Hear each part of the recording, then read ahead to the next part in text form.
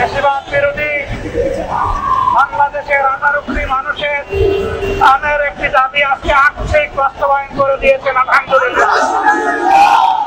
দাবি আমাদের পুরো বাস্তবায়িত হয়নি, জুলাই প্রক্লেমেশন এখনো আসেনি,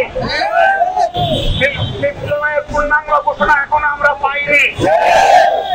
আমরা ইনশাআল্লাহ ধাপে ধাপে সামনের দিকে এগিয়ে যাব।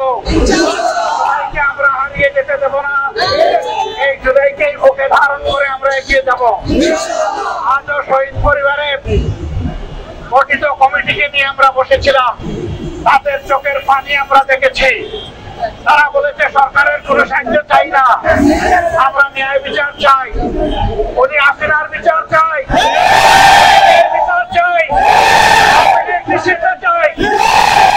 ওয়ালটন আবারও মিলিয়নিয়ার অফারে ওয়ালটন ফ্রিজ কিনে আপনিও হয়ে যেতে পারেন মিলিয়নিয়ার। আলহামদুলিল্লাহ তাদের আংশিক দাবি পূরণ হয়েছে। এখন আমরা বলবো সরকারে যারা আছেন তারা যেন বিচারকে ত্বরান্বিত করে মানুষের প্রতি সম্মান প্রদর্শন করে। যারা সরকারে আছেন আমরা জানি, আমরা এই সবাই মিলে তাদেরকে বসিয়েছি। যেহেতু জনতার আকাঙ্ক্ষা বাস্তবায়নের এই সরকার, কাজেই কোনো চোখ রাঙানির উপেক্ষা না করে তাদেরকে জনদাবির প্রতি সম্মান দেখিয়ে সবগুলো ন্যায্য দাবি পূরণ করতে হবে, বিচার করতে হবে। এদেশের মানুষ খুনিদের উপযুক্ত শাস্তি দেখতে চায়।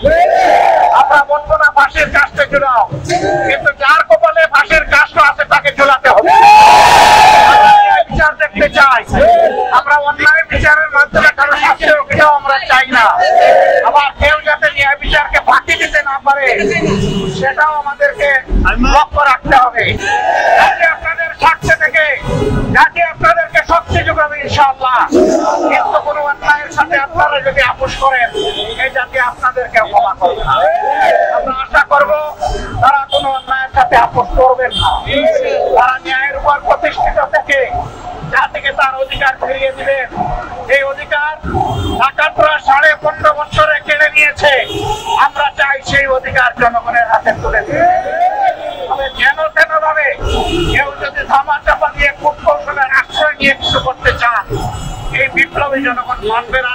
আমরা পরিষ্কার বলে দিতে চাই, জুলাইয়ে আবার বৃদ্ধ বনিতা, শিশু, মা বোনেরা সহ সবাই যেমন রাস্তায় নেমে এসেছিল, আগামী দিনে যেন আর এমন পরিস্থিতি তৈরি না হয় যে আবার আমাদেরকে রাস্তায় নামতে হবে।